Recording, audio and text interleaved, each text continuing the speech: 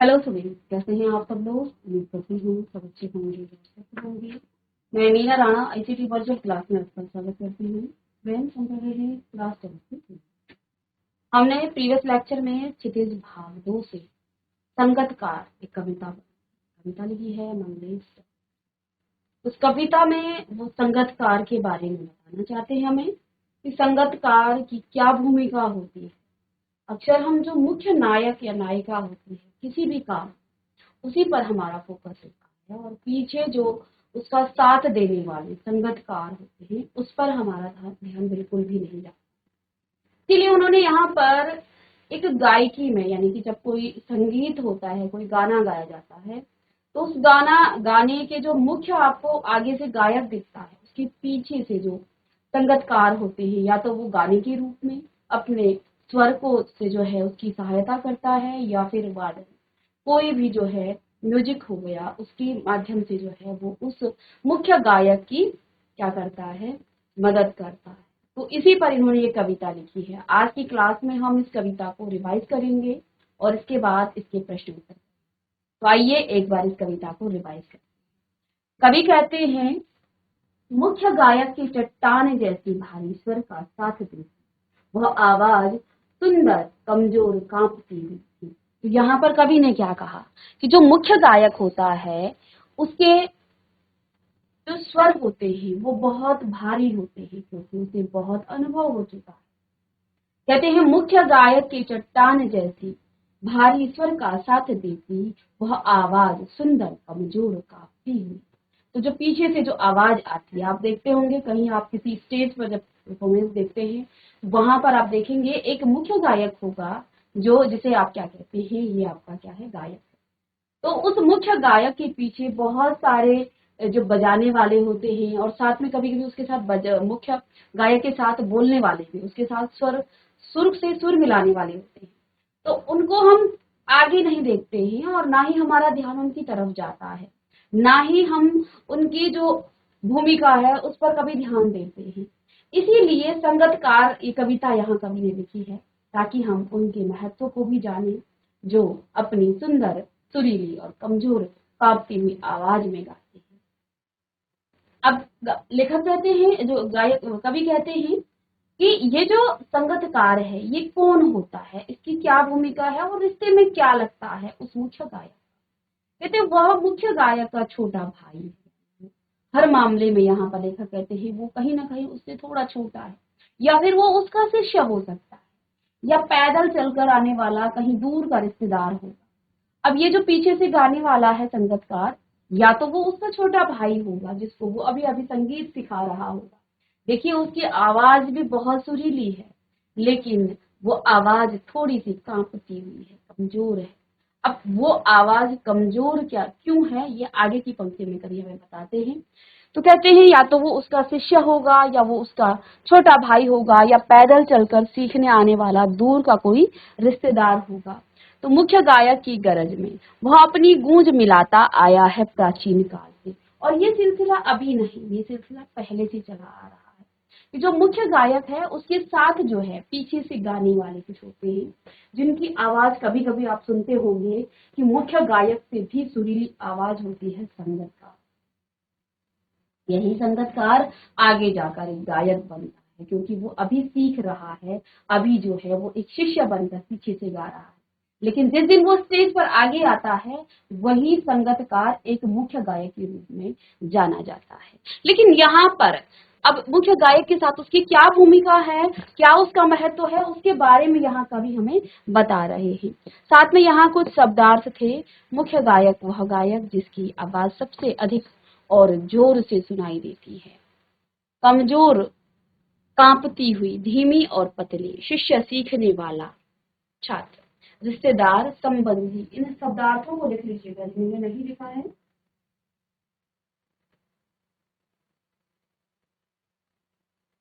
गरज, ऊंची गंभीर आवाज।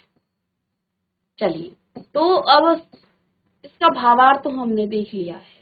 कहते हैं कवि कि मुख्य गायक की सफलता के पीछे संगतकार का योगदान छिपा है। यहाँ उस संगतकार के महत्व को बता रहे हैं कवि कि जिस गाने को, जिस संगीत को हम जो है मात्र उस गायक की ही भूमिका मानते हैं, वो वास्तव में जो है उसमें एक संगीतकार का बहुत बड़ा योगदान छिपा रहता है। जब मुख्य गायक चट्टान के समान गंभीर, भारी, भरकम आवाज में गाता था, तो उसका संगीतकार उसकी अत्यंत सुंदर कांपती हुई आवाज से उसका साथ देता था। ऐसा लगता था जैसे संगीतकार या तो मुख्य गायक का छोटा भाई है या उसका परम शिष्य है। तो ऐसा प्रतीत होता है। देखो, भाई जो है आपके साथ में सादिक, वो कभी भी जो है आपकी भूमिका को जो है शिथिल नहीं करेगा, वो हमेशा आपको आगे रखेगा। या एक शिष्य का क्या काम होता है, वो हमेशा अपने गुरु को जो है अपने से ऊपर रखेगा। या फिर कोई दूर का रिश्तेदार जो पैदल चलकर संगीत सीखने आया हो, अपनेपन से मुख्य गायक की ये में अप आवाज न खूबसूरत स्वर मिलाने वाला निश्चय ही उसका कोई अपना ही हो सकता है। सदैव से ही मुख्य गायक की ऊंची गंभीर आवाज में अपना आलाप लगाता चला आ रहा है, यानी ये सिलसिला बहुत पहले से चला आ रहा है। आगे यहाँ कवि ने कहा है, गायक जब अंतरे की जटिल तानों के जंगल में खो चुका होता है, तो अपने ही सरगम को लांग कर चला जाता है, भटकता हुआ एक अनहद में। तब संगीतकार ही स्थायी को संभाले रहता है, जैसे समेटता हो मुख्य गायक का पीछे छूटा हुआ सामान, जैसे उसे याद दिलाता हो उसका बचपन जब वह नौसिखिया था। तो अब यहाँ अंतरा और स्थायी, अंतरा क्या होता है? स्थायी या टेक को छोड़कर गीत का चरण। किसी भी गीत को जब गाया जाता है तो उसमें जो स्थायी होता है, जिसमें दो लाइनें, वो बार बार हर अंतरे के बाद उसी को गाया जाता है ना, तो वो होता है आपका स्थायी। लेकिन उसके बाद उसमें एक दूसरी लाइन आती है, इसको अंतरा कहा जाता है, जिसमें उतार और चढ़ाव होते हैं गाने में। तो उस उतार चढ़ाव में देखो, जब गाना गाया जाता है उसके बाद दो पंक्तियों को या दो लाइनों को या दो तीन जितने भी हैं, उन लाइनों को गाने के बाद अब जो मुख्य गायक है वो थोड़ा सा चुप हो जाता है और पीछे से ये साथ देता है इसका संगीत। जब संगीतकार इस स्थाई को छोड़ देता है, उसके बाद जो मुख्य गायक है वो अंतरे पर जाता है, और जब वो अंतरे पर जाता है तो वो इस कदर खो जाता है कि वो स्थाई को भूल जाता है। स्थाई का मतलब क्या होता है? स्थाई का मतलब जो लाइन शुरू में गाई, उस उन दो लाइनों के स्वर को, उनकी जो स्वर है वो उसे भूल जाता है। इसमें अब जो है, जो संगीतकार है वो साथ देता है उस मुख्य गायक। तो यहाँ पर यही बता रहे हैं कवि, कहते हैं कि गायक जब अंतरे की जटिल तानों के जंगल में खो चुका होता है या अपने ही सरगम को लांग कर चला जाता है, वो अंतरे में इस कदर खो जाता है, वो उन जटिल तानों में को जो है गा रहा होता है, वो अपने ही सुरों में खो चुका होता है, अपने ही सरगम को लांग कर चला जाता है। और जब वो चला जाता है, यानी उस अंतरे को गाता है, तो वो भटकता हुआ एक अनहद में, तब संगीतकार ही स्थाई को संभाले रहता है। उसके बाद उस स्थाई को कौन गाता है? वो संगीतकार गाता है। वो पुनः जो है उन्हीं लाइनों पर आकर उसी स्वर में, उसी प्रकार की लय में वो गाता है। तो ये जो है उसको पुनः उस स्थाई पर लाते हैं, अंतरे के जटिल तानों से के जंगल में से जब वो गायक खो चुका होता है, अपने ही सुरों में, अपने ही लय में वो खो चुका होता है, अपने ही सरगम को लांग कर वो चला जाता है भटकता हुआ एक अनहद में। तब उस संगीतकार की बड़ी भूमिका होती है, क्योंकि वो पुनः उन स्थायी लाइनों को गा करके उस गायकार को पुनः उन लाइनों तक लाता है, और उसके बाद जो है वो पुनः उन लाइनों पर आ जाता है। जैसे समेटता हो मुख्य गायक का पीछे छूटा हुआ सामान। अब ऐसा लगता है जब वो उन लाइनों को पुनः समेटता हुआ गाता है, ऐसा प्रतीत होता है मानो कि वो लेखक का कोई छूटा हुआ सामान समेट रहा हो, जैसे उसे याद दिलाता हो, और जैसे कि उसे याद दिलाता हो उसका बचपन जब वो नौसिखिया था, जैसे कि वो गायक को उसका बचपन याद दिलाता जब वो नया नया सीख रहा था। नौसिखिया यानी कि नया नया जब वो सीख रहा था। आइए इस कि हमने शब्दार्थ पढ़ लिए और भावार्थ भी हम जान चुके हैं। आगे की पंक्तियों में लेखक कहते हैं, तार सप्तक में जब बैठने लगता है उसका गला, प्रेरणा साथ छोड़ती हुई, उत्साह अस्त होता हुआ, आवाज से राख जैसा कुछ गिरता हुआ, तभी मुख्य गायक को ढांढस बंधाता कहीं से चला आता है संगतकार का स्वर। कभी कभी वह यूं ही दे देता है उसका साथ, यह बताने के लिए कि वह अकेला नहीं है और यह कि फिर से गाया जा सकता है गाया जा चुका राग। और उसकी आवाज में जो एक हिंचक साथ सुनाई देती है, या अपने स्वर को ऊंचा न उठाने की जो कोशिश है, उसे विफलता नहीं उसकी मनुष्यता समझी जानी चाहिए। अब आगे क्या कहते हैं, तार सप्तक का मतलब यहाँ पर अर्थ लिखेंगे। तार सप्तक होता है मध्य सप्तक से ऊंचा से ऊपर का सप्तक। अस्त होना, कम होना, छिप जाना, राख जैसा कुछ गिरता हुआ यानी बुझता हुआ, ढांढस बांधना यानी कि तसल्ली देना, सांत्वना देना, मनुष्यता मानवीय गुणों से युक्त, विफलता यानी असफलता, हिचक यानी रुकावट से युक्त। आइए यहाँ पर कवि क्या कहते हैं जब वो क्या करता है, अपने लयों में खो जाता है, उसका गला प्रेरणा साथ छोड़ती हुई, उत्साह अस्त होता हो।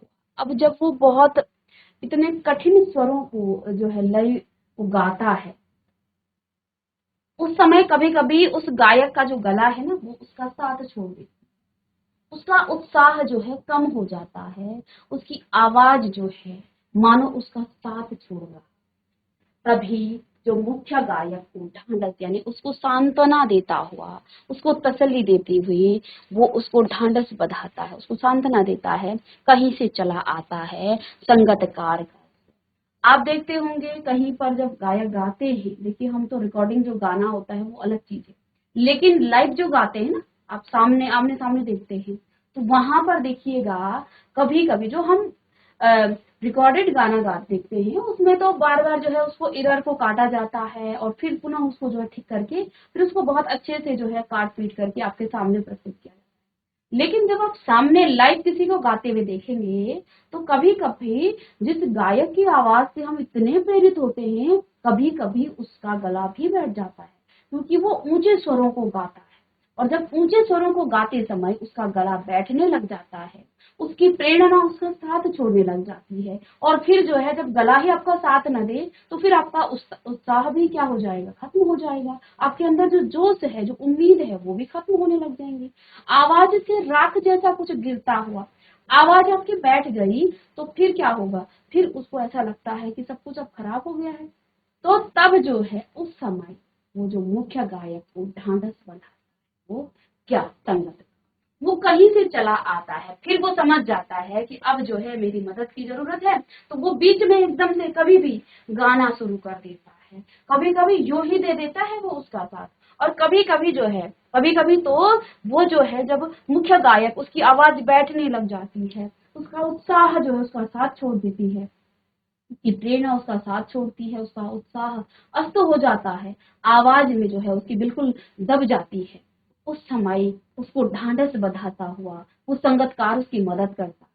लेकिन कभी कभी वो क्या करता है, बीच से ही गाने लग जाता है, कभी कभी वो उसको इसलिए गाकर सुनाता है, उसका साथ देता है, उसको ये बताने के लिए कि वो अकेला नहीं है, उसके साथ जो है कोई और भी है, वह बताने के लिए कि वह अकेला नहीं है, और यह कि फिर से गाया जा सकता, और ये बताने के लिए कि जो गाया जा चुका है राग उसको फिर से गाया जाता है।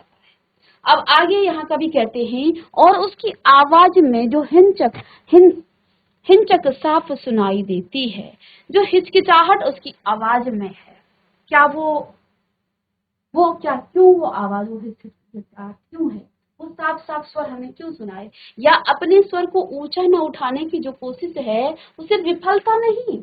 देखिए वो क्या करता है, जो संगतकार होगा उसकी आवाज में जो है एक दबापन रहता है, क्यों, क्योंकि वो जो है उस मुख्य गायक का सम्मान करता है, वो उसको आगे देखना चाहता है, वो अपने स्वर को कभी भी मुख्य गायक के स्वर से ऊंचा नहीं करेगा, उसकी कोशिश हमेशा यही रहेगी कि वो मुख्य गायक से नीचे गाए, उससे कम गाए, कम का मतलब कम आवाज में।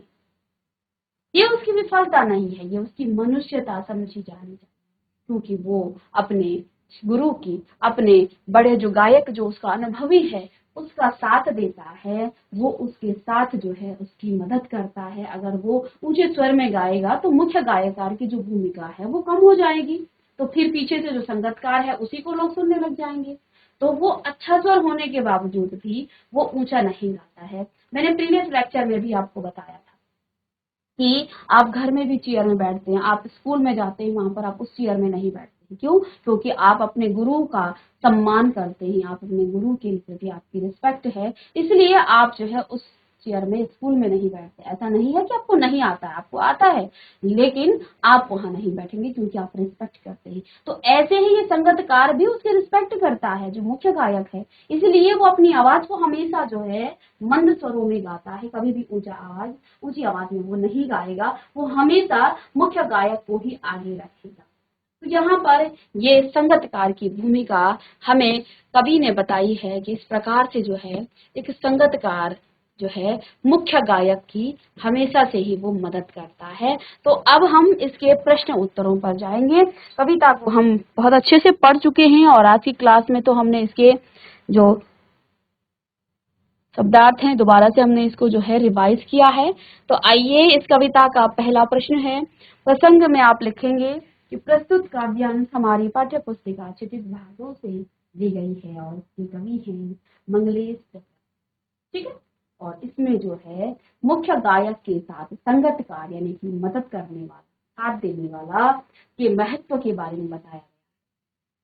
आइए, यहाँ पहला प्रश्न है, संगतकार के माध्यम से कवि किस प्रकार के व्यक्तियों की ओर संकेत करना चाह रहा है? कवि क्या चाहते हैं, वो संगतकार के बारे में क्यों बताना चाहते हैं, किसकी तरफ जो है उनका इशारा है? चलिए, संकेत किसकी तरफ है?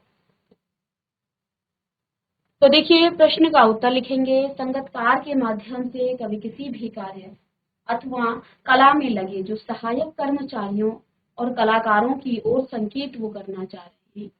सहायक कलाकार अपनी प्रसिद्धि की परवाह किए बिना मुख्य कलाकार के महत्व को बढ़ाने का कार्य करता है। जो भी सहायक कलाकार होगा, ये यहाँ पर सिर्फ एक गाने की बात हुई है, इसके अलावा भी कई प्रकार के कलाकार होते हैं जो पीछे रहकर अपनी भूमिका निभाते हैं। वो अपनी प्रसिद्धि की परवाह नहीं करते हैं, वो चाहते तो वो भी अब आगे जो है मंच पर आकर अपनी प्रसिद्धि, अपने जो है अपने को जो है और फेमस करते, प्रसिद्ध करते हैं, लेकिन वो ऐसा बिल्कुल भी नहीं करते हैं। वो हमेशा उस मुख्य जो कलाकार है उसकी मदद करते हैं और उनका जो है भरपूर इसमें महत्व है। उनके बिना किसी भी कला के जो संगीत है, आप संगीत को ही देखिए, आप सिर्फ एक बहुत अच्छे गायक को ले लीजिए और जब तक उसमें म्यूजिक नहीं है, जब तक उसमें जो है वो स्वर, वो जो पीछे से जो हम सुनते हैं वो नहीं है, तो उस गायक की जो है कोई भूमिका नहीं है, फिर तो वो बिल्कुल सामान्य बात है। लेकिन जैसे ही उसके पीछे से जो म्यूजिक आता है, वो जो पॉज आता है, वो सारी चीजें, तब जाकर के हमें वो संगीत जो है बड़ा सुंदर लगता है, उसे सुनने में जो है मजा आता है। तो यहाँ पर वो संगतकार के माध्यम से कभी किसी भी कार्य अथवा कला में लगे जो सहायक कर्मचारियों और कलाकारों की ओर संकेत करना चाह रहे हैं। सहायक कलाकार अपनी प्रसिद्धि की परवाह नहीं करता है और वो मुख्य कलाकार के महत्व को ही बढ़ाने का कार्य करता है। ठीक है, चलिए नेक्स्ट प्रश्न है, संगतकार जैसे व्यक्ति संगीत के अलावा और किन किन क्षेत्रों में दिखाई देते हैं? अब जैसा कि हमने कहा, यहाँ सिर्फ मात्र एक संगीत की बात की गई है, संगतकार सिर्फ संगीत में नहीं और भी क्षेत्रों में होते हैं। अब वो कौन कौन से क्षेत्र हैं जो संगीत के अलावा हैं? तो देखिए, यहाँ पर जैसे सिनेमा के क्षेत्र में बहुत जो है, आप सिनेमा सभी बच्चे देखते हैं, तो सिनेमा के क्षेत्र में देखिए फिल्म में अनेकों सह कलाकार और जो है स्टंट मैन होते हैं। ठीक है, तो आप देखते होंगे, आपने सिनेमा में भी देखा होगा, जो मुख्य कलाकार है उसकी जो है मुख्य भूमिका होती है, लेकिन ऐसा नहीं है। सभी के सहयोग से, सभी के जो है कार्य से जो है एक कोई भी चीज जो है सफल होती है। तो सिनेमा में जो भी चीजें आप देखते हैं, बहुत सारे पात्र होते हैं, लेकिन एक मुख्य पात्र होता है, उसी की जो है मदद पर उसी को जो है आगे महत्व दिया जाता है, लेकिन उसमें काम सभी का होता है। इसके अलावा नृत्य के क्षेत्र में आप देखते होंगे, जो अन्य नर्तक होते हैं, जो नाचने वाले होते हैं, एक तो मुख्य होता है आगे से, लेकिन उनके पीछे से वो भी जो है उतना ही करते हैं, लेकिन हम हमेशा फोकस आगे वाले को देखते हैं, जो मुख्य नृत्यकार होता है। भवन निर्माण क्षेत्र में जो मजदूर होते हैं, उनका जो है कोई रोल नहीं होता है, लेकिन हम देखते नहीं है, वास्तविक काम तो वही करते हैं, है ना। ऐसे ही राजनीति के क्षेत्र में सहायक जो उपनेता होते हैं वो भी और कार्यकर्ता होते हैं, उनका भी जो है यहाँ पर बड़ा महत्व है, रोल है। चलिए अब आगे देखेंगे प्रश्न नंबर 3, संगीतकार किन किन रूपों में मुख्य गायक गायिकाओं की मदद करते हैं। यहाँ पर जो संगीतकार है वो किन किन रूपों में मुख्य गायक या गायिका की मदद करते हैं। तो सिर्फ गाना ही नहीं, मैंने जैसा कि आपको बताया था कि गाने के अलावा जो है कुछ बजाने। देखिए पहला पॉइंट देखिए, वे अपनी आवाज और गूंज को मुख्य गायक की आवाज में मिलाकर उसकी आवाज का बल बढ़ाने का काम करते हैं। दूसरा, जब मुख्य गायक के गायन की गहराई में चले जाते हैं, तब वे स्थायी पंक्ति को पकड़कर मुख्य गायक को वापस मूल स्वर में लाते हैं। तो ये हमने कविता में ही पढ़ा। तो मुख्य गायक की थकी, टूटती और बिखरती आवाज को बल देकर उसे अकेला होने या फिर बिखरने से बचाता है, इसमें भी वो मदद करता है। चलिए इस प्रश्न को लिख लीजिएगा। क्या कहते हैं, यहाँ इस प्रश्न में कहा गया है कि जो मुख्य गायक है, जो संगीतकार है, वो मुख्य गायक की किन किन रूपों में जो है मदद करता है, किन किन चीजों में जो है वो उसकी सहायता करता है। पहले तो वो अपनी आवाज और गूंज को मुख्य गायक की आवाज में मिलाकर उनकी आवाज का बल बढ़ाने का काम करते हैं। दूसरा, जब मुख्य गायक क्या करता है, गायन की गहराई में चले जाते हैं, यानी वो किसी अंतरे को गाते हैं, तब ये जो संगीतकार हैं वे स्थायी पंक्ति को पकड़कर मुख्य गायक को वापस उस मूल स्वर में लाते हैं। और तीसरा, वे मुख्य गायक की थकी और टूटती बिखरती आवाज को बल देकर उसे अकेला होने या बिखरने से बचाते हैं। प्रश्न नंबर 4, इसमें आपको भाव स्पष्ट करने हैं। कहा गया है और उसकी आवाज में जो एक हिचक साफ सुनाई देती है या अपने स्वर को ऊंचा न उठाने की जो कोशिश है, उसे विफलता नहीं, उसकी मनुष्यता समझी जानी चाहिए। इन पंक्तियों का क्या भाव है, क्या कहना चाहते हैं। क्या कहा, और उसकी आवाज में जो एक हिचक साफ सुनाई देती है या उसके स्वर को ऊंचा न उठाने की जो कोशिश है, उसे विफलता नहीं, उसकी मनुष्यता समझी जानी चाहिए। इसमें क्या कहना चाहते हैं, कवि कहते हैं कि जब संगीतकार जब गाता है तब उसकी आवाज एक स्पष्ट रूप से एक घबराहट सुनाई देती है। वो होता है उसकी आवाज को मुख्य गायक की आवाज से कभी ऊंचा नहीं उठने देने का। तो वो जो हिचक है वो किस बात की है, वो क्यों हिचकिचा रहा है, उसे डर है कि कहीं मैं मुख्य गायक से ऊंचा ना गा लूं। तो वो हमेशा कोशिश करता है, क्योंकि जो कलाकार होता है वो अपनी कला को जो है कभी जो है किसी न किसी रूप में उसकी कला बाहर आ ही। तो क्योंकि वो भी एक कलाकार है, भावी कलाकार मुख्य गायक होने वाला है, तो वो जो है उसकी आवाज में जो है एक हिचक होती है, एक घबराहट होती है।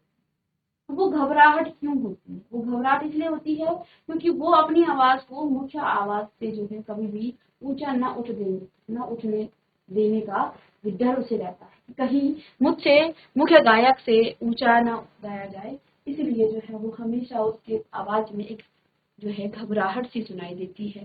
कवि के अनुसार इसे संगीतकार की असफलता नहीं माननी चाहिए, क्योंकि संगीतकार अगर चाहे तो ऐसा कर सकता है, परंतु मुख्य गायक की आवाज का महत्व फिर बरकरार रखने के लिए वो ऐसा करता है। तो संगीतकार की महानता का परिचय है। तो ऐसा नहीं है कि वो नहीं गा सकता है, बहुत अच्छा गा सकता है। और मैंने पहले भी बताया कि कई बार आप देखते होंगे कि मुख्य गायक से अधिक जो है कोई संगतकार, उसके स्वर अच्छे होते हैं लेकिन फिर भी वो जो है ऐसा नहीं करता है, फिर वो अपने महत्व को जो है फिर वही रखता है और उस समय वो मुख्य गायक को ही ज्यादा महत्व देता है। ये उसकी महानता है, ये महानता का परिचय है। कभी कभी तार सप्तक की ऊंचाई पर पहुंचकर मुख्य गायक का स्वर बिखरता नजर आता है, उसे उस समय संगतकार उसे बिखरने से बचा लेता है। इस कथन के आलोक में संगतकार की विशेष भूमिका को स्पष्ट कीजिए। तो जब मुख्य गायक का गायन तार सप्तक की ऊंचाई पर पहुंचता है तब उसके स्वर बिखरने लगते हैं, शक्ति उसकी समाप्त होने लगती है और ऐसे समय में संगतकार उसके पीछे मुख्य धुन को दोहरा कर इस बिखराव को संभालता है, उसकी शक्ति और उत्साह को वो वापस लाने में योगदान करता है। ये हम लाइनों में पढ़ चुके हैं। तो अब नेक्स्ट यहाँ पर लास्ट प्रश्न है, सफलता के चरम शिखर पर पहुंचने के दौरान यदि व्यक्ति लड़खड़ाते हैं तब उसे सहयोगी किस तरह जो है संभालते हैं।